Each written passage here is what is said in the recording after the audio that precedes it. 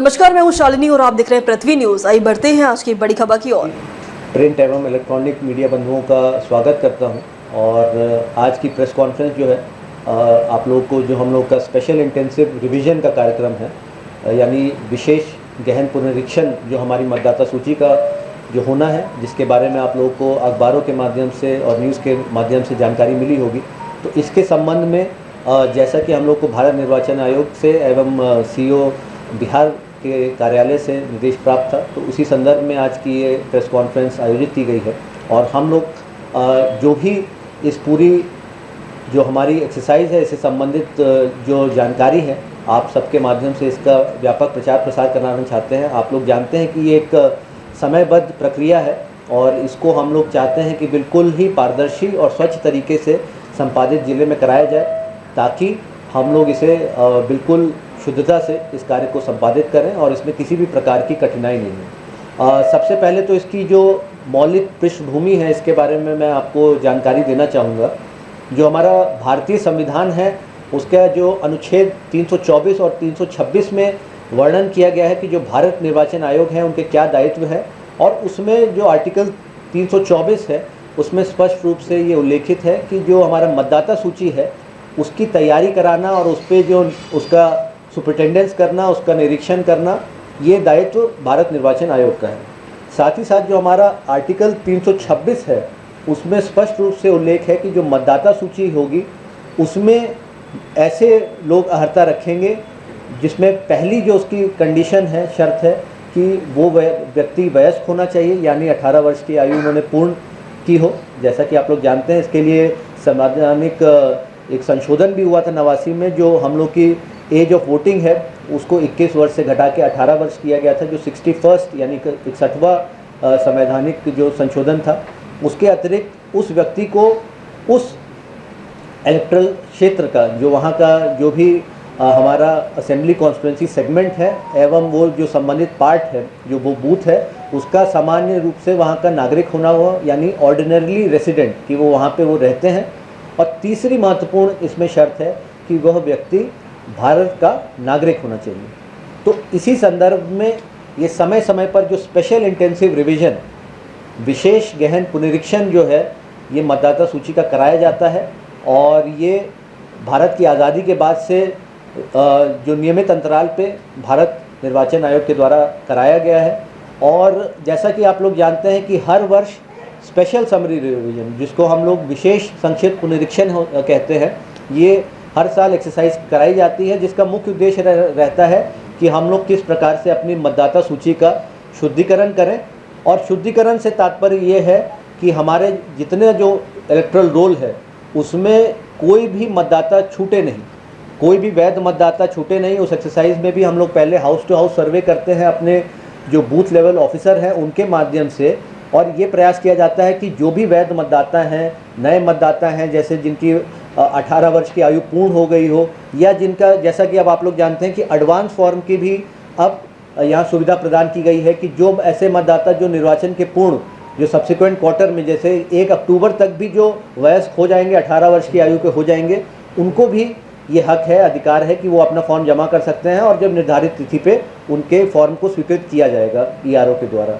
तो ये एक्सरसाइज की जाती है कि कोई भी वैध मतदाता छूटे नहीं, और साथ ही साथ कोई ऐसा मतदाता जिसको उस मतदाता सूची में नहीं होना चाहिए, यानी कि जो व्यक्ति या तो मृत हो, ऐसा व्यक्ति जो स्थायी रूप से यहाँ से पलायन कर गया हो, या फिर जिसका डुप्लीकेट एंट्री हो। डुप्लीकेट एंट्री मतलब 2 असेंबली कॉन्स्टिट्यूंसी में, 2 असेंबली सेगमेंट में, 2 या फिर उसी असेंबली सेगमेंट में 2 अलग मतदान केंद्रों में किसी का नाम हो, तो ऐसी प्रविष्टि को, दोहरी प्रविष्टि को भी डिलीट किया जाता है। और हर वर्ष इसके लिए भी हम लोग को भारत निर्वाचन आयोग के माध्यम से पीएससी और डीएससी का भी डेटा उपलब्ध कराया जाता है, जिसको हम लोग फोटोग्राफिकल जो सिमिलर एंट्री और डेमोग्राफिकली सिमिलर एंट्रीज मिलती हैं, जिसमें हम लोग प्रयास करते हैं कि ऐसे सारे प्रविष्टियां जो दोहरी पाई जाती हैं इसकी गहन रूप से जांच की जाए, और मतदाता को फिर एक ये अवसर दिया जाता है कि यदि उनकी दोहरी प्रविष्टि पाई जाती है कि जहां पर भी वो ऑर्डिनरी रेसिडेंट है, रहते हैं, और जिधर भी वो अपना नाम रखना चाहते हैं, उनसे इसके बारे में रजिस्टर्ड पोस्ट के माध्यम से जानकारी दी जाती है। इसकी विधिवत इसकी स्पॉट इंक्वायरी भी की जाती है और उसके बाद अग्रतर कार्रवाई की जाती है। तो भारत निर्वाचन आयोग ने अपनी समीक्षा के क्रम में ये पाया कि जब ये हम लोगों ने अंतिम बार यहाँ पे ये एक्सरसाइज की गई थी वर्ष 2003 में स्पेशल इंटेंसिव रिवीजन की, उसके बाद बहुत सारा जो यहाँ की जनसंख्या है उसमें परिवर्तन आया है, शहरीकरण बढ़ा है। और जैसा कि आप लोग जानते हैं कि बिहार राज्य से और हमारे ज़िले से भी विशेष रूप से बहुत सारे लोग हैं जो अन्य जगह अपना काम करने जाते हैं, व्यवसाय के लिए जाते हैं, पढ़ाई के उद्देश्य से जाते हैं। तो जो जनसंख्या है और जो पॉपुलेशन की डेमोग्राफिक्स में काफ़ी परिवर्तन आया है और उसी कारण से ये एक बार इस मतदाता सूची को नए सिरे से इसका शुद्धिकरण करना आवश्यक है, ये स्पष्ट होने के लिए कि जो हमारी जो इलेक्टोरल रोल है उसका जो शुद्धता जो है वो बिल्कुल उच्च कोटि का हो। तो इसी क्रम में ये स्पेशल इंटेंसिव रिवीजन का ये कार्यक्रम निर्धारित किया गया है। अभी ये बिहार राज्य में किया जा रहा है और आने वाले समय में ये पूरे देश पर में लागू किया जाएगा और हर जगह जो हमारे मतदाता होंगे उनको स्पेशल इंटेंसिव रिवीजन के माध्यम से ये कार्रवाई की जाएगी। तो ये तो मैंने आपको मूल उद्देश्य बता दिया और इसमें जो हमारा भारतीय संविधान है, जो हमारा रिप्रेजेंटेशन ऑफ पीपल्स एक्ट 1950 है, यानी लोक प्रतिनिधित्व अधिनियम 1950, उसकी संदर्भित धाराएं हैं एवं जो हमारा रजिस्ट्रेशन ऑफ इलेक्टर्स जो है RER कंडक्ट जो RER रूल्स हैं 1960 के, वो भी उसकी भी जो संदर्भित धारा है। तो उसी संवैधानिक और जो हमारा न्यायिक प्रक्रिया के तहत इस कार्रवाई को किया जा रहा है। तो जो अब हमारा देखें तो जो रिप्रेजेंटेशन ऑफ पीपल एक्ट है उसकी धारा 21 में ये स्पष्ट रूप से भारत निर्वाचन आयोग को ये शक्ति प्रदान की गई है कि वो समय समय पर इस प्रकार का विशेष गहन पुनरीक्षण का कार्यक्रम निर्धारित कर सकते हैं, जिससे हम लोग इलेक्टोरल रोल को फिर से पुनः नए सिरे से इसका शुद्धिकरण का कार्यक्रम करें। बाकी अब हम लोग का जैसा कि आप लोग जानते हैं कि जो मतदाता सूची है पिछले विशेष संक्षिप्त पुनरीक्षण के क्रम में जो उसमें जोड़ घटाव किए गए हैं, जितनी नई प्रविष्टियाँ हुई, कुछ नाम हटे हैं, उसके बाद जो अंतिम प्रकाशन है मतदाता सूची का 6 जनवरी 2025 को किया गया है। तो उसको अब उस जो इस पूरी प्रक्रिया है इसके लिए हम लोग एक जो मूल डेटाबेस मानेंगे जिसके आधार पर अब ये आगे की हम लोग की कार्रवाई की जाएगी। और भारत निर्वाचन आयोग के द्वारा ये भी स्पष्ट निर्देश दिया गया है कि किसी भी परिस्थिति में कोई ऐसा आर्थिक रूप से जो गरीब हमारे परिवार हैं, कोई वृद्ध व्यक्ति हैं, दिव्यांगजन हैं, या फिर कोई भी इस प्रकार के जो हमारे वल्नरेबल या संवेदनशील जो व्यक्ति हैं, उसके लिए भी ये विशेष ध्यान रखना है कि किसी भी परिस्थिति में कोई भी वैध मतदाता का नाम इस हमारे मतदाता सूची से कट नहीं जाए। इसके लिए पूरा प्रयास करना है और ये सुनिश्चित करना है कि उनका नाम जो हमारा जो प्रारंभिक और एवं औपबंधिक जो इलेक्टोरल रोल जो प्रकाशित होगा, जो हमारा 1 सितंबर को किया जाना है, वो उसमें सुनिश्चित किया जाए। और 1 अगस्त को, हाँ 1 अगस्त ड्राफ्ट हमारा 1 अगस्त को, सॉरी। तो अभी हम लोग का हाउस टू हाउस सर्वे का ये इंटेंसिव कार्यक्रम चलेगा, जो कि अब 26 जून से प्रारंभ हो गया है और ये 26 जुलाई तक इसका हाउस टू हाउस जो फॉर्म्स हैं इसके ये उपलब्ध कराए जाएंगे सभी मतदाताओं को। इसके लिए एक चस्पा, एक स्टिकर भी उपलब्ध कराया गया है जो सभी घरों में इसको चिपकाना है। और उसके बाद जो ये फॉर्म है ये सभी वोटर्स को उपलब्ध कराया जाना है। इसकी प्रिंटिंग का भी कार्य लगातार किया जा रहा है। अभी हम लोग का लगभग 74% मतदाताओं के लिए ये फॉर्म हम लोग का प्रिंट हो गया है और हम लोग अपने जो ERO हैं एवं BLO हैं उनके माध्यम से इसका वितरण हम लोग सुनिश्चित कर रहे हैं। तो घर घर जाके BLOs इस फॉर्म को बांटेंगे। इस एन्यूमरेशन फॉर्म को जो संबंधित मतदाता है उनको भरना है। उसके साथ कुछ वैध दस्तावेज़ हैं जो उन्हें उपलब्ध कराने हैं, जिसको वो अटैच करके वापस लौटाएंगे। इसके लिए एक जो ऐप है वो भी विकसित की जा रही है, ECI नेट की ऐप है। उसके माध्यम से भी कोई मतदाता जो कि यहाँ पे अभी नहीं रह रहे हैं और फिजिकल हार्ड कॉपी नहीं दे सकते हैं, तो उस ऐप के माध्यम से भी अपना जो एन्यूमरेशन फॉर्म है एवं संबंधित जो दस्तावेज़ हैं, जो अनेक्षर C और D, जिसके बारे में अभी मैं विस्तृत जानकारी दूंगा, तो उसके माध्यम से वो सारा अपना डेटा उपलब्ध करा सकते हैं BLO को, ताकि उनका नाम यहाँ पे इलेक्टोरल रोल में आ जाए। साथ ही साथ मैं आपको ये भी बताना चाहूँगा कि अभी जो ये प्रक्रिया की जाएगी 26 जुलाई तक, उसके बाद 1 अगस्त को हमारा ड्राफ्ट पब्लिकेशन होगा और उसके बाद दावा आपत्ति की भी अवधि रहेगी, जिस क्रम में अगर कोई मतदाता ड्राफ्ट इलेक्टोरल रोल से किसी का नाम छूट जाता है तो वो दावा आपत्ति के क्रम में भी ये बात रख सकते हैं कि हमारा गलत तरीके से नाम विलोपित कर दिया गया है या ड्राफ्ट सूची में नहीं आया है। साथ ही साथ जब हमारा अंतिम मतदाता सूची का भी प्रकाशन होगा उसके बाद भी अपील का प्रावधान रहता है। सेक्शन 24 जो है रिप्रेजेंटेशन ऑफ पीपल एक्ट, उसमें जो ईआरओ है उसके आदेश के विरुद्ध वो अपील में जिला निर्वाचन पदाधिकारी के समक्ष अपना अपील दायर कर सकते हैं, और उसके पश्चात भी अगर वो जिला निर्वाचन पदाधिकारी के आदेश से भी संतुष्ट नहीं है तो ऐसे क्षुब्ध मतदाता अपना जो अपील है वो मुख्य निर्वाचन पदाधिकारी बिहार के भी समक्ष कर सकते हैं। तो ये बहुत महत्वपूर्ण है कि किसी भी परिस्थिति में हमारा कोई भी मतदाता का नाम छूटे नहीं, ये सुनिश्चित करने का दायित्व सभी ईआरओ को दिया गया है। तो जो ये स्पेशल इंटेंसिव रिवीजन की कार्रवाई की जानी है, इस संदर्भ में हम लोगों ने सभी राजनीतिक दलों के साथ भी बैठक की है और सभी को इसकी जानकारी उपलब्ध करा दी गई है। सभी राजनीतिक दल जो हमारे हैं उनसे ये अनुरोध किया गया है कि वे लोग भी अपने स्तर से सारे बूथ पर बूथ लेवल एजेंट जो उनके राजनीतिक दल के प्रतिनिधि होते हैं उनका प्रतिनियुक्ति कर दें।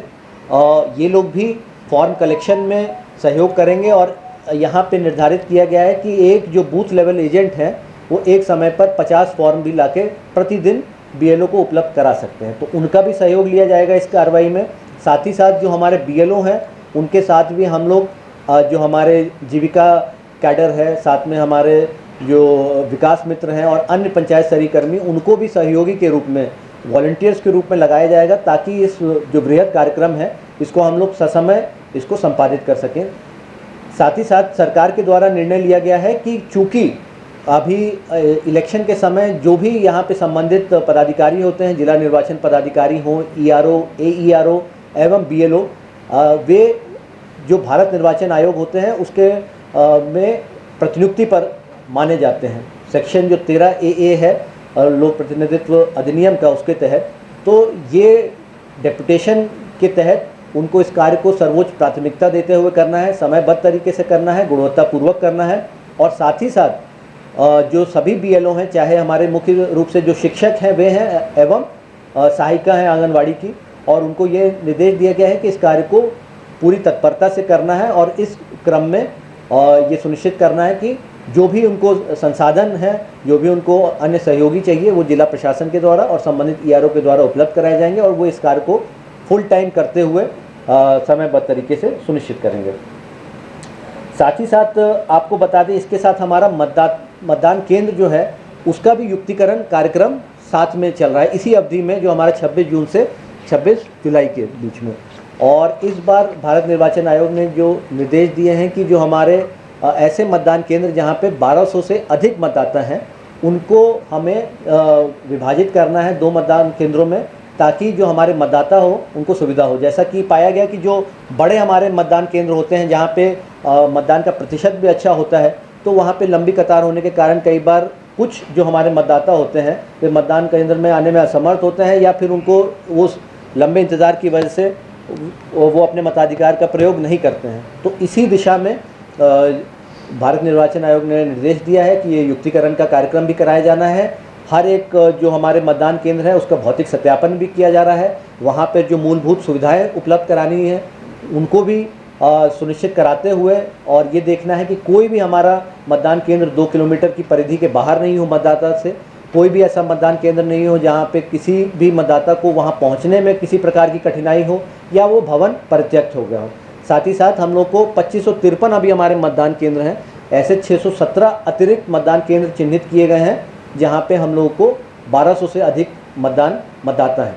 इस कड़ी में भी ये सुनिश्चित करना है कि किसी भी परिस्थिति में कोई परिवार 2 मतदान केंद्रों में विभाजित नहीं हो जाए। तो एक परिवार के जितने भी मतदाता हैं वे एक ही मतदान केंद्र में उनका मतदान केंद्र निर्धारित हो, इसके लिए आवश्यक जो निर्देश हैं वो ईआरओ को और एईआरओ को दिए गए हैं। तो ये सुनिश्चित करना है और इसी संदर्भ में आज हम लोग का ड्राफ्ट जो उसका मतदान केंद्रों का प्रकाशन किया जाएगा जो हमारे 2553 बूथ है, और इसके साथ ही साथ आज हम लोग राजनीतिक दलों के साथ भी बैठक है और उसी क्रम में उनको भी इसके बारे में जानकारी दी जाएगी और उनसे फीडबैक एवं सुझाव प्राप्त किए जाएंगे। तो हम लोग को जो भी कहीं अगर शिकायत मिलती है कि ये मतदान केंद्र में ये कमी है या फिर कहीं पर कोई नया भवन बन गया है जो कि ज़्यादा सुविधाजनक है, तो उस पर भी हम लोग जांच कराते हैं और इसी युक्तिकरण के कार्यक्रम के तहत उस पर आवश्यक कार्रवाई की जाएगी। तो इसके बाद जो हमारा जो कंट्रोल टेबल होता है उसका अद्यतीकरण किया जाएगा। जब 26 जुलाई तक ये काम पूरा हो जाएगा तो ये एईआरओ के स्तर से और उसके हिसाब से वहाँ पे जो पार्ट्स हैं वो क्रिएट किए जाएंगे। अब मैं आपको जो घर घर जाके हाउस टू हाउस सत्यापन का जो कार्य है, हाउस टू हाउस वेरिफिकेशन जो BLO के माध्यम से कराया जाना है, उसके बारे में विस्तृत जानकारी दे देता हूं। जैसा कि आप लोग जानते हैं कि हमारे सभी मतदान केंद्रों में BLO हमारे प्रतिनियुक्त हैं और उनके माध्यम से उनको यहाँ पे विशेष रूप से एक टोपी, एक कैप दी जाएगी। साथ में उनके पास एक रजिस्टर होगा उस मतदान केंद्र से संबंधित, जिसमें सभी परिवारों का और मतदाताओं की जानकारी है, जिसमें उनके जो फॉर्म है उसके वितरण एवं उसके कलेक्शन से संबंधित जानकारी होगी कि किस परिवार को, किस मतदाता को किस तिथि पर किस समय ये फॉर्म उपलब्ध कराया गया और ये फॉर्म उनसे किस तिथि पर किस समय वापस प्राप्त किया गया विधिवत उसको भरा कर। तो इस क्रम में जैसा कि मैंने बताया, घर घर जाके वो स्टिकर को चिपकाएंगे, हर एक घर पे उनको जाना है। और ये जो प्री प्रिंटेड एन्यूमरेशन फॉर्म, तो इसको हम लोग एन्यूमरेशन फॉर्म कहते हैं, जो कि भारत निर्वाचन आयोग ने हर एक मतदाता के लिए इसको अपनी वेबसाइट पे उपलब्ध कराया है। ये इसका गणना प्रपत्र प्रारूप है।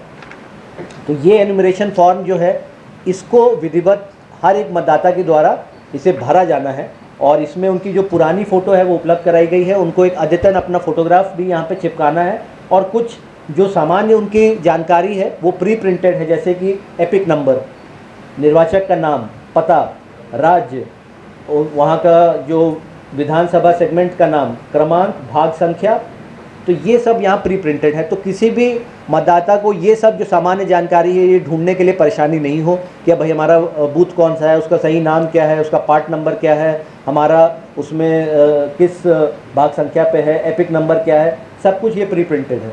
और इसके बाद उनको जो भरना है जन्म तिथि, आधार संख्या, ये वैकल्पिक है क्योंकि ये आधार संख्या को, जो आधार कार्ड है उसको क्योंकि नागरिकता का साक्ष्य नहीं माना गया है और ना ही उसको वोटर आईडी में बनवाने के लिए कोई एक कंपलसरी डॉक्यूमेंट माना गया है। इस पे सुप्रीम कोर्ट के भी कई निर्देश, जो आदेश मिले हैं।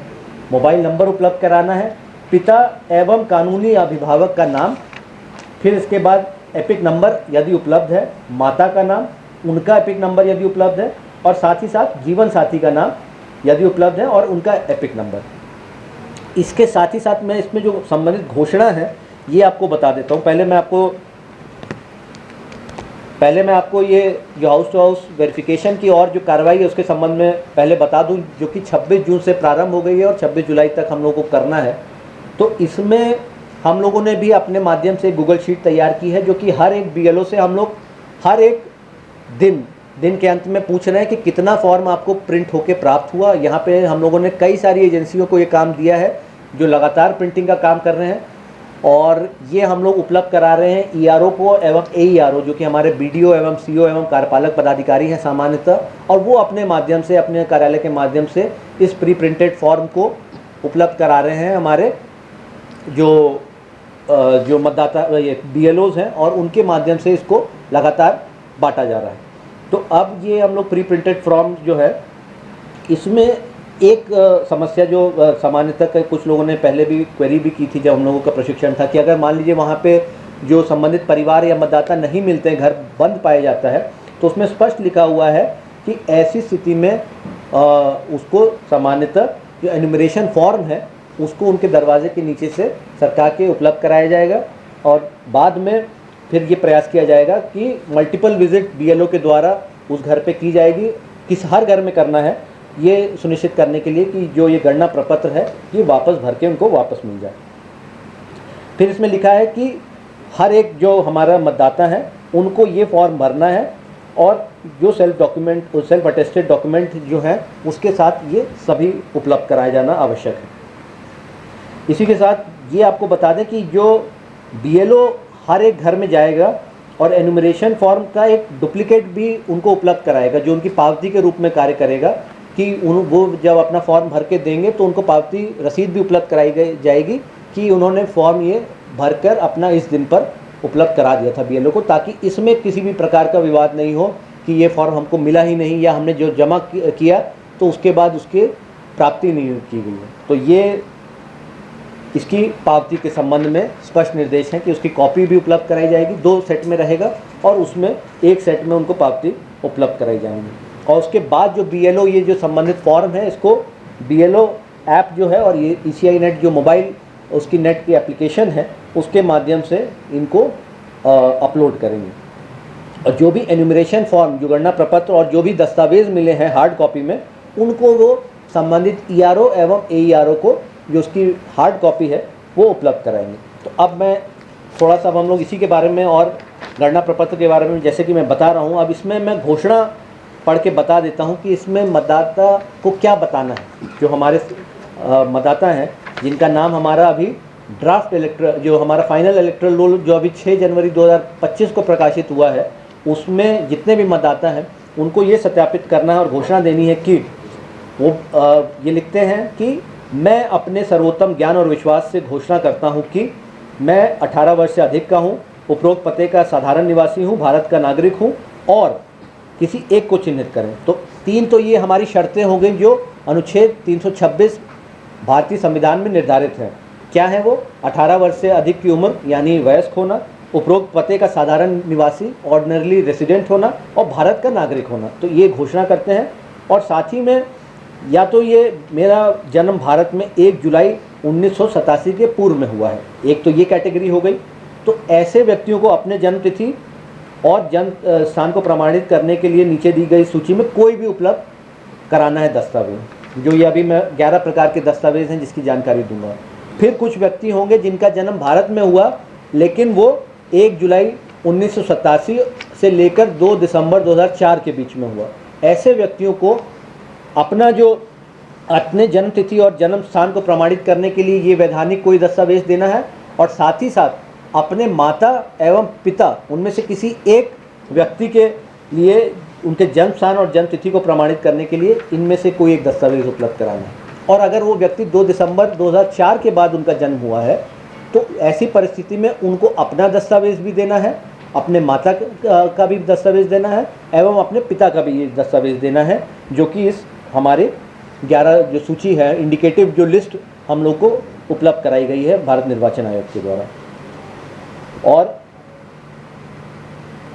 2004 में अगर हुआ है तो यदि माता और पिता में कोई भारतीय नहीं, तो अगर 3 जो आपको हम लोगों ने डेट बताई 1 जुलाई 1987 से पूर्व अगर है तो उनको ये संपुष्ट करना है कि वे भारत के नागरिक हैं। अगर 1 जुलाई 1987 से 2 दिसंबर 2004 के बीच में उनका जन्म है तो उन्हें संपुष्ट करना है कि वे भारत के नागरिक हैं एवं उनके माता एवं पिता में कोई एक भारत के नागरिक हैं। और अगर 2 दिसंबर 2004 के बाद अगर उनका यहाँ जन्म हुआ है तो वैसी परिस्थिति में उनको ये संपुष्ट करना है कि वे भारत के नागरिक हैं एवं उनके माता एवं पिता दोनों भारत के नागरिक हैं। अथवा यदि माता एवं पिता में कोई एक भारतीय नागरिक नहीं है तो अपने जन्म के समय, यानी जो हमारे मतदाता है, जो एप्लीकेंट हैं, उनके जन्म समय पे उनके वैध पासपोर्ट और वीज़ा की एक प्रति उपलब्ध कराएं कि ये वहाँ पे मतलब इलीगल माइग्रेंट नहीं है, वैध वहाँ पे तरीके से रह रहे हैं। तो उनका पासपोर्ट की प्रति रहेगी, उसका वीज़ा रहेगा, ये संपुष्ट करने के लिए कि ये व्यक्ति मतलब गलत तरीके से, इलीगल तरीके से वहाँ नहीं रह रहे हैं।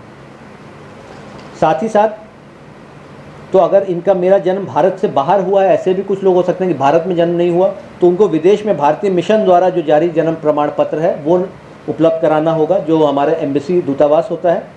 और अगर मैंने पंजीकरण अथवा नागरिकीकरण द्वारा भारतीय नागरिकता प्राप्त की है, यानी रजिस्ट्रेशन अथवा नेचुरलाइजेशन जिसको कहते हैं, तो वो जो सिटीजनशिप एक्ट है 1955 का, उसके तहत अगर उन्हें नागरिकता मिली है तो फिर उनको ये सत्यापित करना है कि मैंने किसी अन्य देश की नागरिकता प्राप्त नहीं की है, मैं निर्वाचक नामावली में नाम शामिल कराने के लिए आवेदन दे रहा हूं और मेरा नाम किसी अन्य विधानसभा निर्वाचन क्षेत्र, संसदीय निर्वाचन क्षेत्र में शामिल नहीं है, यानी डुप्लीकेट वोटर नहीं है।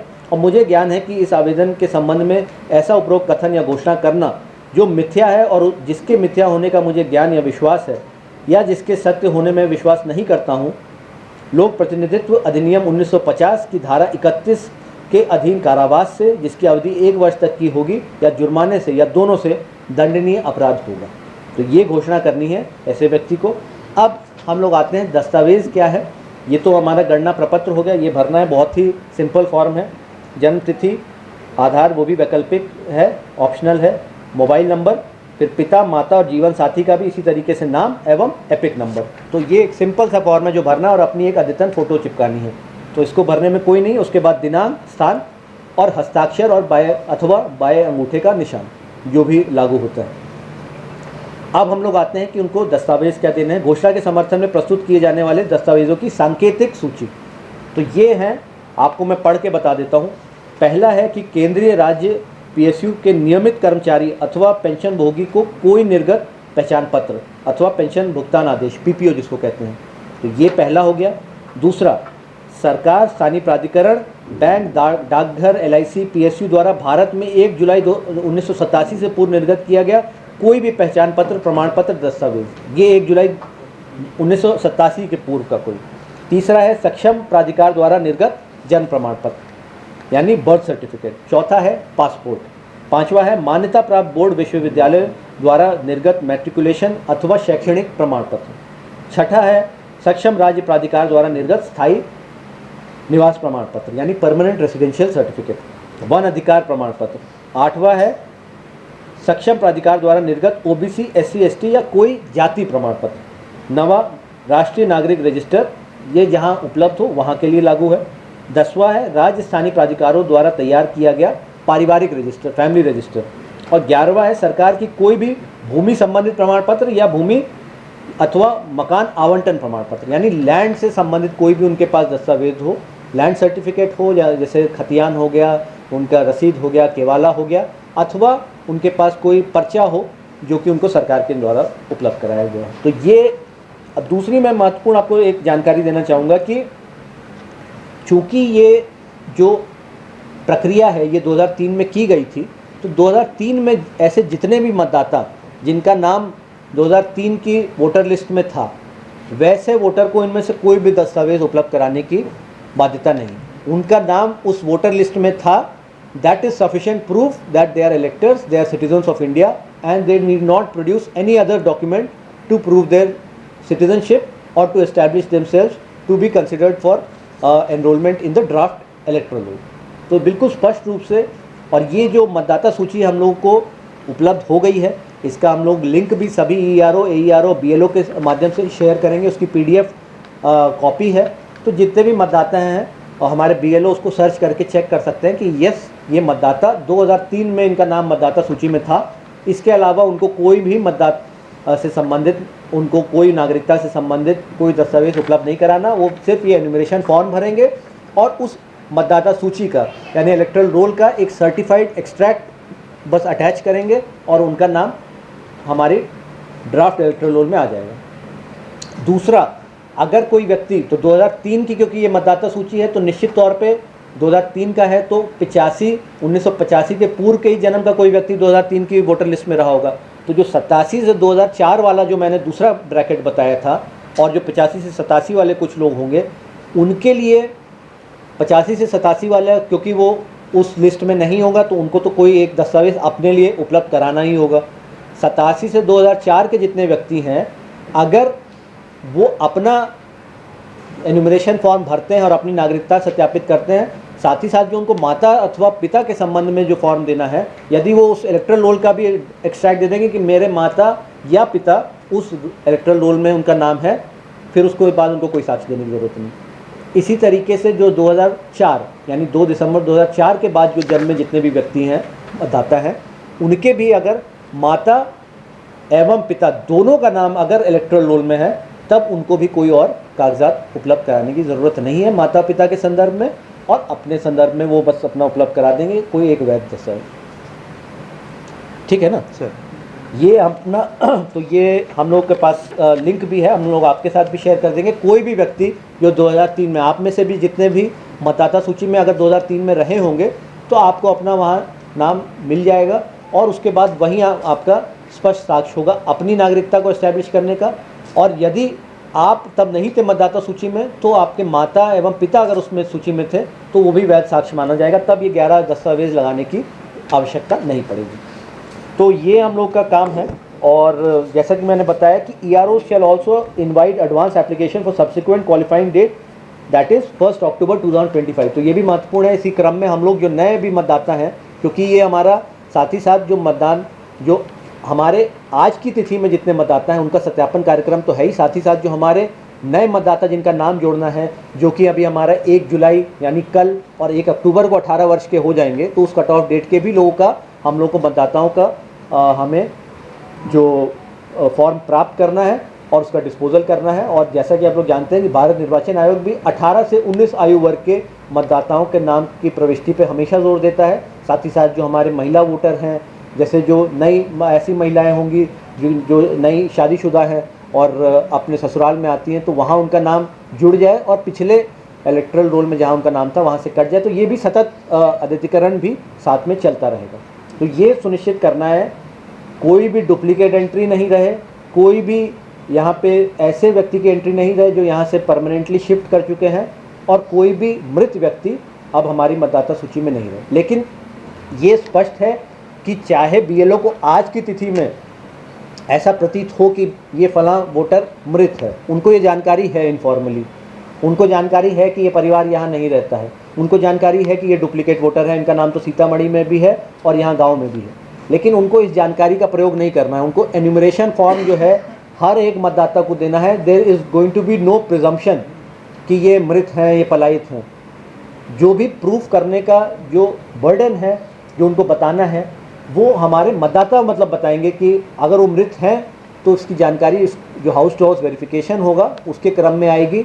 उसके बाद विधिवत किसी भी मतदाता का नाम हटाने के लिए जो हमारा फॉर्म 7 जो है वो भरा जाएगा और उनको प्रॉपर नोटिस दिया जाएगा, उसकी पब्लिक हियरिंग की जाएगी ईआरओ के द्वारा, और तब जाके उसका अभिलेख जो है उसका भी संधारण किया जाएगा।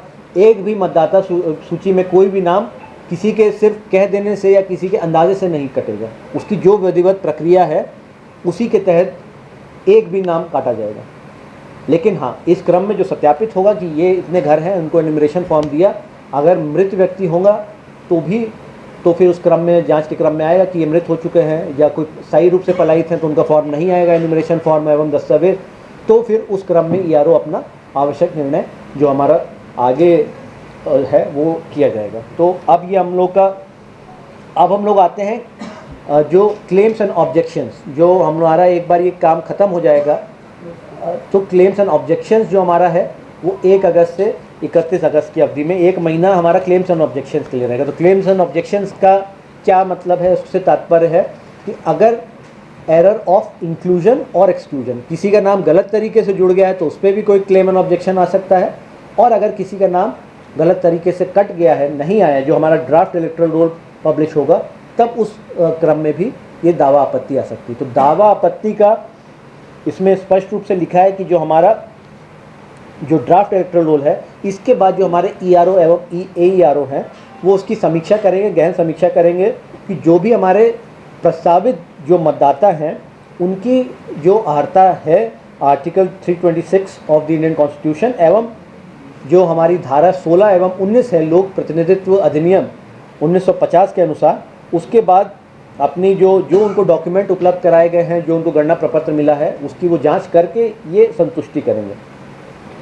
और अगर ईआरओ एईआरओ को किसी प्रकार का संशय है कि ये या तो उनके दस्तावेज वैध नहीं है या फिर कोई और उनको लगता है कि डाउट है, तो वो अपने स्तर से एक जांच सो मोटो इंक्वायरी यहाँ पे करेंगे ऐसे प्रपोज इलेक्टर के संबंध में कि उनका नाम क्यों नहीं काट दिया जाए। तो वही मैं जैसे कि बताया कि उनको नोटिस उपलब्ध कराया जाएगा, उसकी हियरिंग होगी और उसके बाद एक फील्ड इंक्वायरी भी कराई जाएगी बीएलओ के माध्यम से। तो ईआरओ और AERO shall decide on inclusion of such propose electors in the final list. तो विधिवत उसकी जांच करते हुए करेंगे। और साथ में ये भी स्पष्ट कहा गया है कि in each such case ERO and AERO to pass a reasonable and speaking order. तो वो एक स्पीकिंग ऑर्डर होगा कि किसी का नाम काटा है तो ये सिर्फ नहीं कि अंदाजे से उन्होंने अपना अनुमान लगाया कि ये नाम नहीं होना चाहिए। उनको जो भी निर्णय लिया जाएगा उसको उन्हें विधिवत तरीके से उसे लिखित में लाना है कि किन कारणों से किसी भी हमारे मतदाता का नाम यदि मतदाता सूची से हटाया जाता है, विलोपित किया जाता है, तो उसकी विधिवत प्रक्रिया है उसका अनुपालन कराया जाना आवश्यक है। और अगर कोई इसी क्रम में आता है कि कोई ऐसे जो संभावित व्यक्ति हैं जो कि शायद दूसरे देश की नागरिकता रखते हैं, तो उनका जो मैटर है उसको सक्षम प्राधिकार के समक्ष, जो हमारा सिटीजनशिप एक्ट नागरिकता अधिनियम 1955 का है, उसके तहत ईआरओ उस मैटर को रेफ़र कर देंगे। चूँकि जो हमारे ईआरओ हैं वो सिटीजनशिप एक्ट के तहत नागरिकता को सत्यापित करने के लिए कॉम्पिटेंट नहीं है। वो सिर्फ इलेक्टोरल रोल के पर्पस के लिए देखते हैं कि वो व्यक्ति नागरिक है, 18 वर्ष से ऊपर है और वहाँ का सामान्य नागरिक है कि नहीं। बाकी अगर उनको लगता है कि ये सस्पेक्ट है कि इंडियन नेशनल नहीं है, किसी दूसरे देश का वासी है, नेशनल है, तो उस मामले को वो सक्षम प्राधिकार को दे देंगे। और इन सभी कार्रवाइयों के लिए जो हमारे AERO हैं, जो कि हमारे CO, BDO अथवा कार्यपालक पदाधिकारी हैं, उनको जो हमारे इलेक्ट्रल रजिस्ट्रेशन ऑफिसर जो हैं ERO हैं, उनकी भी शक्तियाँ प्रदत्त की जाएंगी। सेक्शन 13C(2) लोक प्रतिनिधित्व अधिनियम 1950। फिर इसके बाद जो हमारे आपको बताइए डॉक्यूमेंट जो on the basis of which such satisfaction of ERO is arrived at are also uploaded in ECI net as the current level of technology enables to.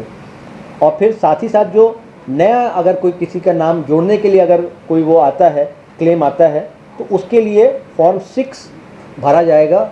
और एक नए तो फॉर्म 6 के साथ बस अब इसमें बात ये डिफरेंस है कि उसमें अब ये अनेक्षर D भरा जाएगा साथ में जो डिक्लेरेशन फॉर्म होगा। तो अगर किसी का नाम छूट जाता है किसी भी कारणवश, तो अब वो अपना फॉर्म 6 में उनको नाम जुड़वाना पड़ेगा। और उसके बाद ये डिक्लेरेशन फॉर्म है जो फॉर्म 6 है, और ये 6 या 8, तो या 8 होगा कि अगर उनको अपना मतदान केंद्र जो है उसको शिफ्ट कराना है, स्थानांतरित कराना है एक मतदान केंद्र से दूसरे, और ये एन्यूमरेशन फॉर्म के साथ और अपना फॉर्म 6 के साथ ये डिक्लेरेशन फॉर्म वो भर के देंगे। इसमें भी सेम कंडीशन है कि वो अपने 18 वर्ष से अगर ऊपर हैं, ऑर्डिनरी रेसिडेंट हैं, इसका वो घोषणा पत्र देते हैं और वो भारत के नागरिक हैं। और वो वहीं उन्हीं 3 तिथियों के संदर्भ में जो हम लोगों ने बताया, 1 जुलाई 87 से पूर्व के, 1 जुलाई 87 से 2004 तक के और 2 दिसंबर 2004 के बाद के जन्म में जो लोग हैं, उनको अपना वही डॉक्यूमेंट्स जो पहले बताया गया उपलब्ध कराया जाना है अपने फॉर्म 6 के साथ। और इसके बाद अपना वो घोषणा पत्र पे साइन करेंगे, जिससे ये सत्यापित होगा कि वो अपनी नागरिकता और अपने माता या पिता की नागरिकता जैसा भी उनके आयु के हिसाब से निर्धारित है उसको सत्यापित और संपुष्ट करते हुए अपना फॉर्म 6 जमा करेंगे। और उसके बाद फिर से वहीं जो प्रोसेस है BLO के माध्यम से उसकी इंक्वायरी कराई जाएगी और ERO उनका नाम जोड़ सकेगा। तो यदि किसी का नाम छूट भी जाता है किसी कारणवश, लेकिन हम लोग का मुख्य उद्देश्य है कि 100% सारे परिवारों को, सारे मतदाताओं को ये गणना प्रपत्र उपलब्ध कराया जाए, कोई भी व्यक्ति, कोई भी मतदाता छूटे नहीं।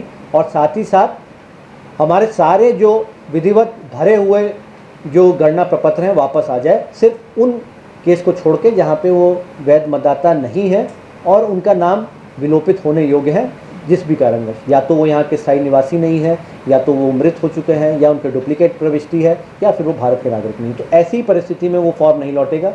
लेकिन चूँकि वो संख्या बहुत कम होगी, तो हम लोगों का टारगेट है फॉर्म सबको बांटना है, घर घर जाना है, सुनिश्चित करना है। और यदि फॉर्म लेने भी जाते हैं BLO, तो एक बार में अगर वो नहीं मिलते हैं तो उनको कम से कम 3 विजिट करनी है उस घर में अलग अलग दिनों पर, ये सुनिश्चित करने के लिए कि वो फॉर्म उनको भर के वापस मिल जाए। और जैसा कि मैंने बताया कि ऐप के माध्यम से भी जो हमारे मतदाता हैं वो उस फॉर्म को डाउनलोड करके भर के उसको वापस अपलोड कर सकते हैं। तो किसी भी परिस्थिति में इसका हम सभी को व्यापक प्रचार प्रसार करना है। हम लोग अपने जितने भी BLOs हैं उनके माध्यम से और हैं वॉलंटियर्स हैं, उनको भी हम लोग एंगेज कर रहे हैं। साथ ही साथ जितने हम लोग के क्षेत्रीय स्तर पे जो भी हमारे सम्मानित जो मुखिया हैं, सरपंच हैं, अन्य जो पंचायत स्तर के जनप्रतिनिधि हैं, वॉलंटियर्स हैं, सभी लोगों को इस कार्य में हम लोग उपयोग करेंगे। जो हमारे राजनीतिक दल हैं उनके जो बूथ लेवल एजेंट हैं वो भी फॉर्म प्राप्ति में, जैसा कि मैंने बताया कि 50 फॉर्म प्रतिदिन उपलब्ध करा सकते हैं, तो उनका भी सहयोग लिया जाएगा। और औसतन हमारे ज़िले में लगभग प्रति मतदान केंद्र 1000 मतदाताओं का हमारा औसत है कि प्रति मतदान केंद्र 1000 मतदाता हैं। तो इसका मतलब है कि अगर 1000 मतदाता हैं तो हम मान के चल सकते हैं कि औसतन 250 से 300 हमारे घर होंगे जो प्रति BLO को उसको कवर करना है। तो चूँकि उनको इस कार्य में फुल टाइम एंगेज किया गया है, तो हम लोग आशा करते हैं कि हम लोग अगले 2 से 3 दिनों में 100% सभी फॉर्म्स हर जगह, हर एक परिवार, हर एक मतदाता को उपलब्ध करा देंगे। साथ ही साथ हम लोग एक हेल्पलाइन भी जो हम लोग का कंट्रोल रूम का है वो भी एक्टिवेटेड रखेंगे, ताकि अगर किसी मतदाता से या कहीं किसी क्षेत्र से शिकायत आती है कि हमारे यहाँ BLO ने फॉर्म नहीं बांटे हैं या किसी क्षेत्र विशेष को, टोला विशेष को छोड़ दिया है जानबूझ करके या फिर भूलवश, तो उसकी भी हम लोग पल पल जानकारी लेते रहेंगे। और हम लोग अपने गूगल शीट के माध्यम से भी उसको सतत उसका अनुश्रवण कर रहे हैं कि हर जगह प्रिंटेड फॉर्म पहुंच जाए और हर घर तक उसको उपलब्ध करा दिया जाए। और कहीं पर भी अगर लापरवाही पाई गई जो हमारे BLO के स्तर से, AERO के स्तर से, ERO के स्तर से, तो उसमें स्पष्ट जो हमारा सेक्शन 32 है रिप्रेजेंटेशन ऑफ पीपल एक्ट का, उसमें कड़ी कानूनी कार्रवाई भी संबंधित जो कर्मी, जो मतदाता सूची के संदर्भ में जितने भी हमारे डिप्यूटेड जो कर्मी हैं, अगर वो कोई भी लापरवाही करते हैं तो उनको कड़ी कार्रवाई का भी प्रावधान है। और इसीलिए हम लोग सभी अपने जो EROs हैं, AERO, वो भी लगातार प्रशिक्षण दे रहे हैं। हम लोग भी क्षेत्र भ्रमण कर रहे हैं। हम लोग सभी से अनुरोध कर रहे हैं कि इस कार्य को पूरी गंभीरता से करना है और पूरी तत्परता से करना है, पारदर्शिता से करना है। इसमें किसी भी प्रकार की कोई शिकायत की गुंजाइश नहीं है, इसमें किसी भी प्रकार की कोई भी लापरवाही या शिथिलता की गुंजाइश नहीं है। इस कार्य को पूरी तत्परता से करना है, ये एक संवैधानिक दायित्व है और इसमें लापरवाही करने वालों पर कड़ी कार्रवाई की जाएगी। तो इस कार्य को जब हम लोगों का क्लेम्स एंड ऑब्जेक्शंस का, मैं आपको एक बार जो इसका शेड्यूल है फिर से आपको समरी बता देता हूँ। तो हम लोगों का एक समरी के लिए कि हमारा 25 जून से लेकर 26 जुलाई, तो इस अवधि में हमारा जो EROs का प्री प्रिंटेड जो एन्यूमरेशन फॉर्म, गणना प्रपत्र है, उसको प्रिंट करने के बाद जो BLO को बांटना है घर घर जाके, और उसके बाद एन्यूमरेशन फॉर्म भरा के जो भी संबंधित दस्तावेज है उसके साथ प्राप्त भी करना है और BLO ऐप के माध्यम से उसको अपलोड भी करना है। तो ये भी मैं आपको बता देता हूँ कि BLO यहाँ पे उनको ये एक QR कोड भी उपलब्ध कराया गया है गणना प्रपत्र पे, तो उसको जब स्कैन करेंगे तो उस मतदाता के संबंध में उसका पेज खुल जाएगा और फिर उस पेज की फ़ोटो लेके उसको स्कैन करके अपलोड कर सकते हैं। तो ये साथ ही साथ उनको कार्य करना है ताकि फिर वो आगे AERO और ERO के पास जाएगा। तो ये हमारा कार्य होगा। साथ ही जो हमारा 25 जून से 26 जुलाई, इसी अवधि में हमारा rationalisation, rearrangement of polling stations का भी काम होगा। जो 1200 से अधिक मतदाता वाले जितने भी मतदान केंद्र हैं उनको शिफ्ट किया जाएगा और उसका युक्तिकरण का कार्यक्रम संपादित किया जाएगा। तो ये आप समझ सकते हैं कि ये कॉन्करेंट एक्सरसाइज है। मतदान केंद्रों का युक्तिकरण और जो हमारा स्पेशल इंटेंसिव रिवीजन है ये साथ में चलेगा। फिर 27 जुलाई 2025 से 31 जुलाई 2025 तक जो कंट्रोल टेबल है मतदान केंद्रों के संबंध में, उसको अपडेट किया जाएगा और एक ड्राफ्ट रोल जो है उसको तैयार किया जाएगा, जिसमें सारे लोग, ऐसे सारे मतदाता जिन्होंने अपना गणना प्रपत्र भर के वापस लौटाया है, उन सब का नाम उस ड्राफ्ट इलेक्टोरल रोल में आना है। और इस संबंध में मैं ये भी बताना चाहूँगा कि अगर यदि वो व्यक्ति एन्यूमरेशन फॉर्म भरता है, भले उसमें वो दस्तावेज नहीं भी लगाते हैं, उन सब का भी नाम ड्राफ्ट रोल में आएगा। उस पर जो भी निर्णय लेना है आगे वो ERO के स्तर से लिया जाना है। लेकिन ऐसे सारे मतदाता जिन्होंने अपना गणना प्रपत्र भर के वापस लौटाया है, उन सभी को ड्राफ्ट इलेक्टोरल रोल में उसको नाम की प्रविष्टि की जाएगी। फिर 1 अगस्त 2025 से 1 सितंबर 2025 की अवधि में जो हमारा दावा आपत्ति की अवधि है, इसके बारे में आपको बता दिया।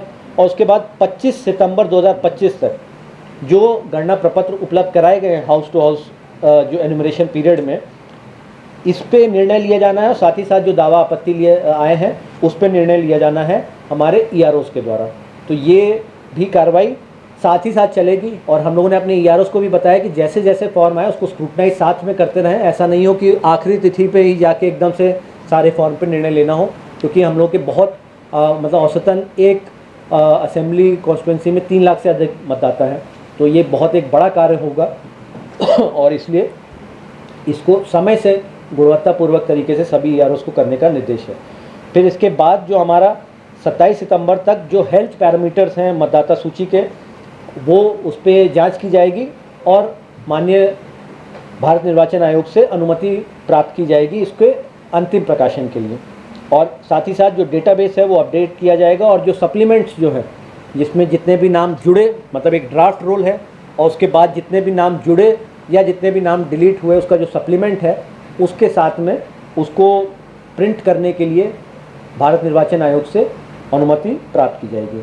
तो हेल्थ पैरामीटर जो इलेक्टोरल रोल के क्या होते हैं, हमारे EP रेशियो कि भाई हमारे कितने जनसंख्या कितनी है और वहाँ पे उसके अनुपात में कितने मतदाता हैं। तो ये हमारा सामान्यतः 0.58 से लेके 0.661 के आसपास रहता है। और ये हमें सुनिश्चित करना है कि मतलब जो हमारे वयस्क जितने भी मतदाता हैं उनका नाम हमारी मतदाता सूची में प्रविष्ट हो जाए। साथ ही साथ जो हमारा जेंडर रेशियो है, तो जितना हमारा ज़िले का जो सेक्स रेशियो है उसी के अनुपात में ये होना चाहिए, ताकि ये सुनिश्चित करने के लिए कि कोई भी महिला जो है, वैध महिला मतदाता छूटे नहीं। इसी के साथ साथ जो हमारे दिव्यांग मतदाता हैं उनका भी नाम की प्रविष्टि हो। जितने भी हम लोग व्यक्तियों को निःशक्ता पेंशन दे रहे हैं उसी अनुपात में हमारे निःशक्त जो पेंशनधारी हैं उतने ही निःशक्त मतदाताओं को भी जोड़ा गया कि नहीं, ये देखना है। साथ ही साथ भारत निर्वाचन आयोग का ये भी स्पष्ट निर्देश है कि जो हमारे माननीय जो प्रतिनिधि होते हैं और अन्य ऐसे स्टार वोटर जो कि मतलब लोक सेवा के क्षेत्र में या फिर कला संस्कृति के क्षेत्र में, संगीत के क्षेत्र में या अलग क्षेत्रों में अच्छा काम करते हैं, तो ऐसे लोगों का भी नाम विशेष रूप से ध्यान रखना है कि उनका नाम कट नहीं जाए। तो उसकी भी एक बार जानकारी ले लेनी है। और इसके बाद 30 सितंबर 2025 को हमारी मतदाता सूची का अंतिम प्रकाशन होगा। तो ये जब अंतिम प्रकाशन हो जाएगा उसके बाद यदि अगर कोई मतदाता को लगता है कि उनका नाम गलत तरीके से डिलीट कर दिया गया है तो उसके बाद वो जिला निर्वाचन पदाधिकारी के समक्ष अपील कर सकते हैं। और उसके बाद अगर वहाँ से भी वो संतुष्ट नहीं हो तो मुख्य निर्वाचन पदाधिकारी के समक्ष वो अपील अपना दायर कर सकते हैं। तो ये हम लोग का पूरा प्रक्रिया रहेगी और इसको हमें समयबद्ध तरीके से कराना है। इसके लिए हम लोग भी दिन रात लगे हुए हैं, चूँकि हम लोग को देखना है कि इसमें कहीं भी किसी प्रकार की गलती नहीं हो। और जो हमारे BLOs हैं उनका प्रशिक्षण भी अभी हाल में कर लिया गया है। सभी जगह सारे ERO भी क्षेत्र में लगातार घूम रहे हैं, सारे BDO CO भी क्षेत्र में घूम रहे हैं और हम लोग पूर्ण तरीके से हमारी पूरी टीम के द्वारा तैयारी की गई है। और मैं आप सभी के माध्यम से अनुरोध करूंगा कि आप भी इसका व्यापक प्रचार प्रसार करें। सबसे पहले तो आप लोग अपने BLO से संपर्क करके अपना एन्यूमरेशन फॉर्म प्राप्त करें और जितना आप लोग उसका जागरूकता फैलाएंगे तो इस कार्य को हम लोग जल्द से जल्द करने में ज़रूर सक्षम रहेंगे। और यहाँ सीतामढ़ी ज़िले में जैसे कि पूर्व में भी हमारा अच्छा कार्य हुआ है निर्वाचन में हमेशा।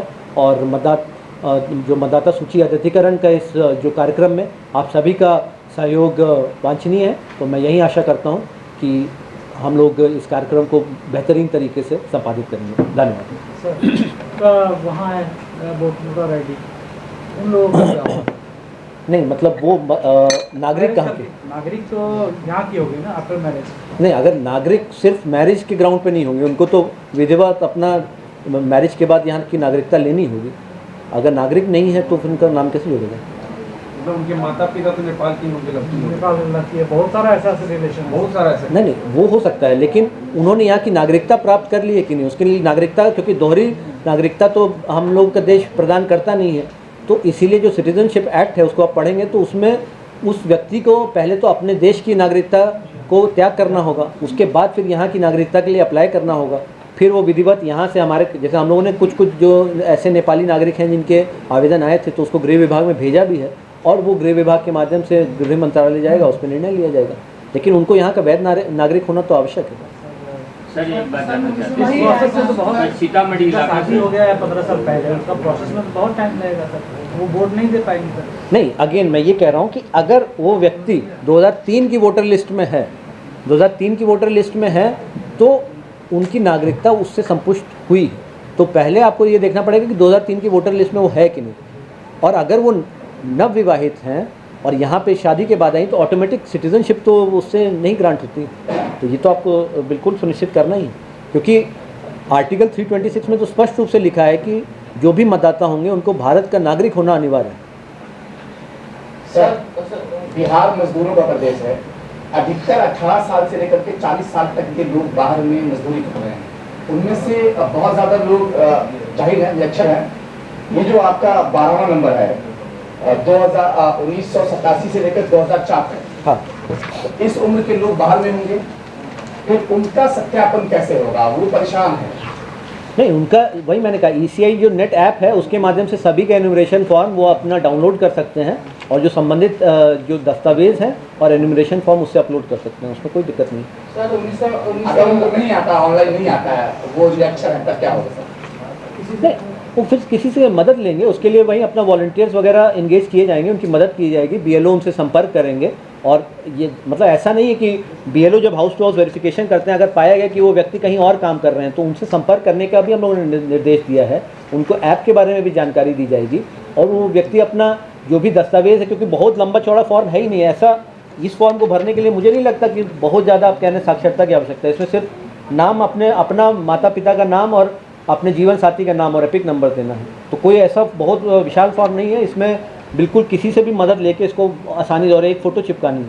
Epic number sir, epic number BLO के पास ही रहेगा सर? हाँ, बीएलओ के पास एपिक नंबर भी है। तो वही मैं कह रहा हूँ, उसके लिए फैसिलिटेट करने के लिए देखिए इसमें स्पष्ट रूप से मैं आपको पढ़ के बताता हूँ। इसलिए इलेक्शन कमीशन ने इसको स्पेसिफिकली लिखा है, मैं आपको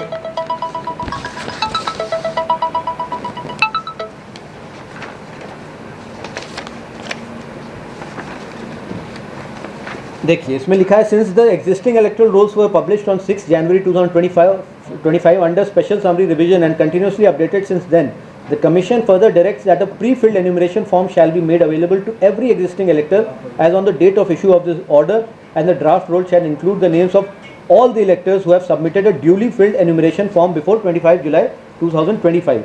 This being an intensive revision, in case an enumeration form is not submitted before 25 July 2025, the name of the elector cannot be included in the draft roll. तो draft roll में नहीं आएगा। खैर उसके बाद भी दावा आपत्ति का तो है ही अवधि।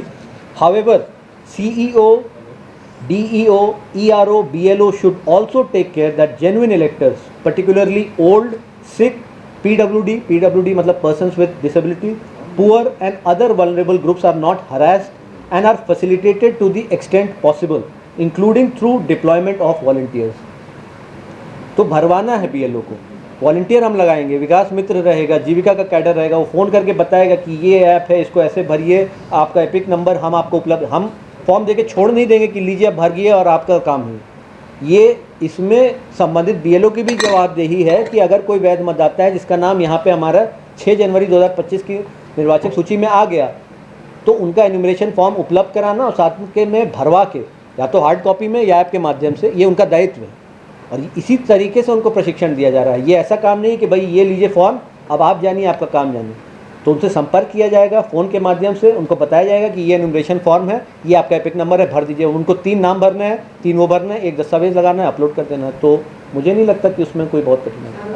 सर 1995 करीबन वोटर लिस्ट का जब काटिंग हुआ था, वोटर पहचान पत्र था, तो उसमें हमने पाया था, हमको कुछ दायित्व दिया गया था देखने का, तो हमने पाया था कि बॉर्डर का जो 95 किलोमीटर 95 किलोमीटर अपना बॉर्डर एरिया था, बॉर्डर में लगभग 30% लोग ऐसे थे जो नेपाली नागरिक थे और वहाँ पर देखिए अगर आप कह रहे हैं तो यही उद्देश्य है।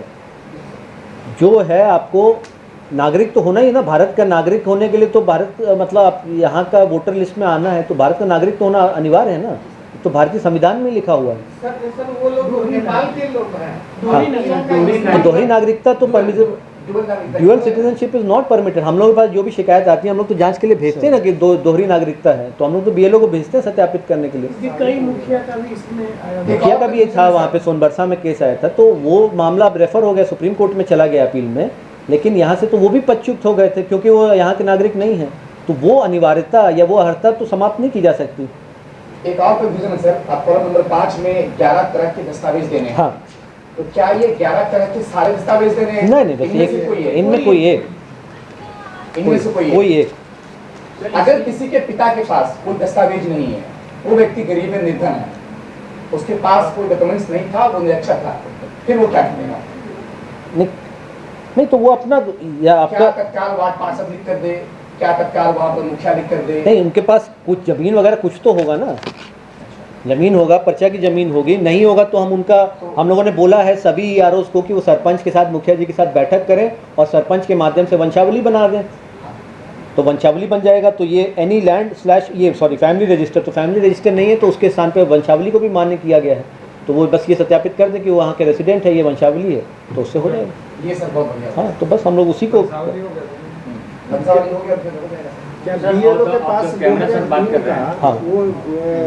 ये बात लोग मतलब तमाम नहीं है, लेकिन सारे लोग जानते हैं, हम तमाम नहीं, यहाँ पे उनके पास नागरिकता, इसका क्या प्रमाण है? उनको भारत सरकार ने नागरिक सिर्फ वोट गिरा रहे हैं, अगर गलत तरीके, वही तो शुद्धिकरण का कार्य करा जा रहा है ना, वही तो एक्सरसाइज है। तो उनके पास सारे डॉक्यूमेंट्स हो चुके हैं। सारे डॉक्यूमेंट नहीं ना, ये डॉक्यूमेंट उनको देना पड़ेगा। अगर 2087 से 2004 के, उनको प्रूव करना पड़ेगा कि उनके पेरेंट भी इंडियन है। ये सारे लोग एग्रेसिव है, पहले लाइन में खड़ा हो जाते हैं और नहीं बिल्कुल, लेकिन यही तो सत्यापित करना है। कि भारत में मतदाता होने के लिए नागरिक होना अनिवार्य है, तो नागरिकता के अनिवार्य कहने का मतलब बॉर्डर इलाके सारा पेपर बनवा लिया। हाँ तो हाँ बिल्कुल की जाएगी, बिल्कुल यहाँ पे जमीन भी खरीद लिया, यहाँ पर घर भी बना लिए, सब कुछ सर हो गया होगा। यहाँ के पास सारे लीगल आधार तो उसमें दिया ही नहीं है, आधार तो वैलिड ही नहीं है, हाँ जी जी। आधार तो वैलिड है नहीं। सर यहाँ का लोग सर नेपाल में जाके फंस गया हुआ है और यहाँ भी नागरिकता है, नेपाल में भी नागरिकता ले लिया है। अपने सीतामढ़ी शहर में भी एक दो मकान ऐसे हैं जो नेपाल के रहते हैं, उनका आवास भी यहाँ है। अब तक के लिए बस इतना ही, फिर होगी आपसे मुलाकात। तब तक के लिए नमस्कार और देखते रहिए पृथ्वी न्यूज। अगर आप में है देश के लिए कुछ कर गुजरने का जज्बा, अगर आप रखते हैं सच कहने की हिम्मत, तो पृथ्वी न्यूज आपको दे रहा है एक सुनहरा अवसर, जहां आप पत्रकार बनकर समाज में हो रही बुराइयों के खिलाफ अपनी आवाज बुलंद कर सकते हैं, अपने देश प्रेम को देश की सेवा का रूप दे सकते हैं। तो उसके लिए जुड़िए पृथ्वी न्यूज चैनल के साथ। अधिक जानकारी के लिए दिए गए नंबर पर संपर्क करें 7033179142 पर।